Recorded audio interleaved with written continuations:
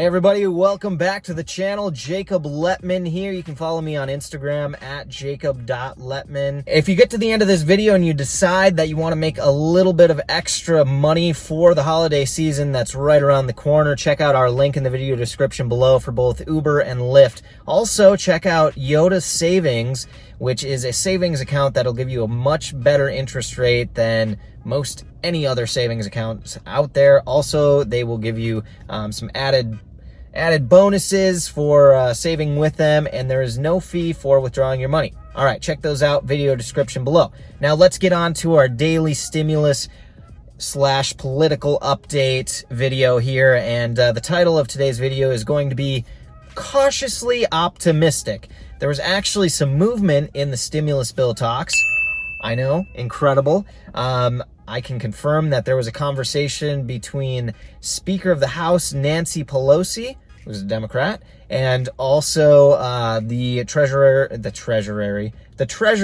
Secretary Steven Mnuchin, who is a part of President Trump's cabinet. So he is negotiating on behalf of the president, essentially, who, as of 2 days ago, said stimulus, go big or go home, on his Twitter account in typical President Trump form. So that's good news, right? They had a conversation, and apparently there was a little bit of headway. So the deal is this, right? If you're not keeping up with these videos, that's okay. To give you a brief overview, basically, the Democrats in the House passed a bill for a $2.2 trillion stimulus package, which many Republicans have said it is too pricey for our liking. And again, this money is essentially going right to the U.S. debt. However, we are in a government-mandated recession, meaning that because of the sickness that happened, the government decided to shut down the country. So it was their decision, and they sent us into a recession. 10% of the U.S. population is on unemployment. That's an extremely high number. And every indication shows that the economy will not rebound unless there's help from the federal government with a stimulus package. Now, the issue becoming that we are right around the corner from Election Day, and during this time, a lot of politicians have their seat to either gain or lose, and the economy is a huge part of that. So, neither side wants to seem weak. It's what we call in politics is posturing, right? You make statements and moves and say things in interviews, but it doesn't necessarily mean that anything's going to happen. So there's also a lot of indication that nothing will happen with an immediate stimulus package, most likely until after the election.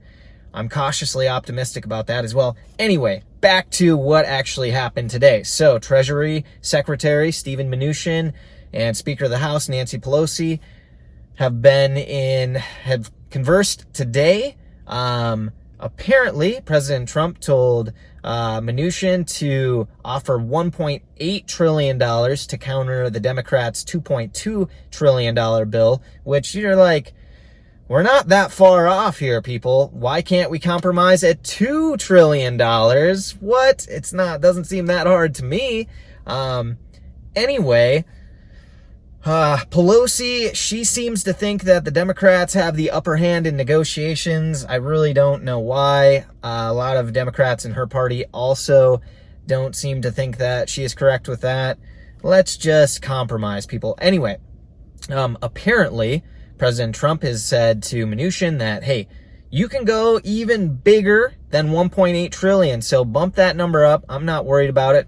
Also, he wants to look good for the economy with the election right around the corner. So whether or not he's just saying that to say that, or if it's real, I can't answer that. This is politics after all, smoke and mirrors. Now, so we have that going on, right? Which seems to be getting a little bit closer. Now here is the curveball, and that is Mitch McConnell, who is the majority leader for the Senate. He is a Republican, right? And the Senate has a Republican majority.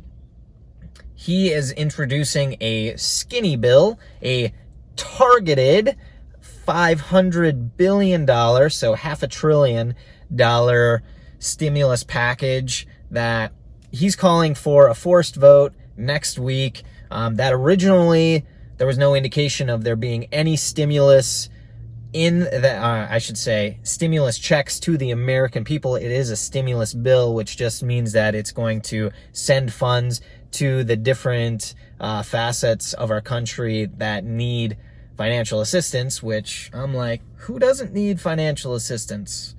There's a lot of people that do. So anyway, it'll be, there's no indication as to what that number would be.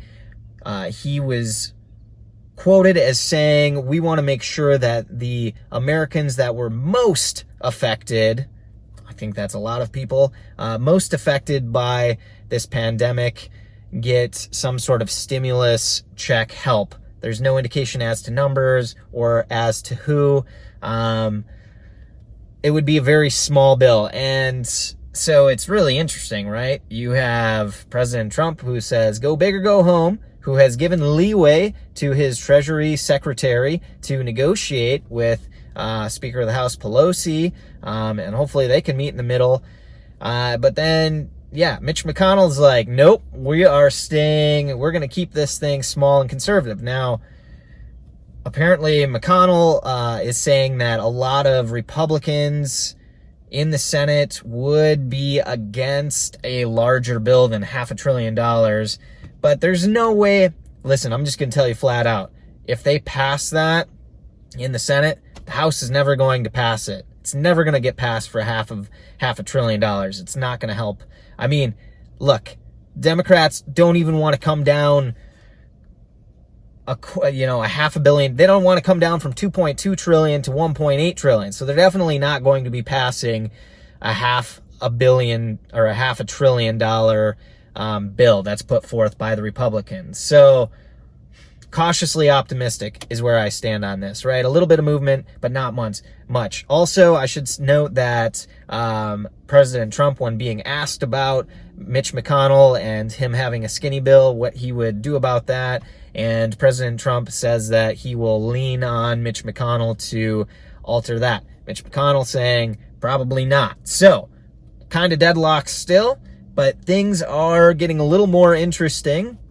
And now that we've covered that, that pretty much takes care of our stimulus updates for the day.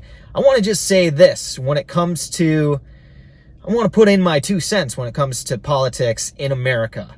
And here's what I think you should know, and here's what I think you should hear. I am a registered independent voter, and this is why.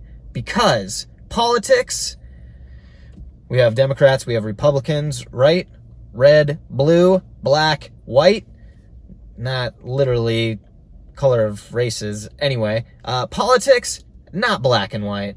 Politics are all shades of gray. And that's why I choose to be an independent voter, because I like to look at the issues. I like to look at who is saying what on what individual issues, and who I think is level-headed and actually has common sense and makes good points on things. And sometimes that's Democratic side, sometimes that's the Republican side. But here's my 2 cents. This is what I'm getting at. If there is anyone, and I'm sure you all know a lot of people that are this way, that says, well, this side is the right way to go, or this side is the right way to go. Look, they're both right, they're both wrong.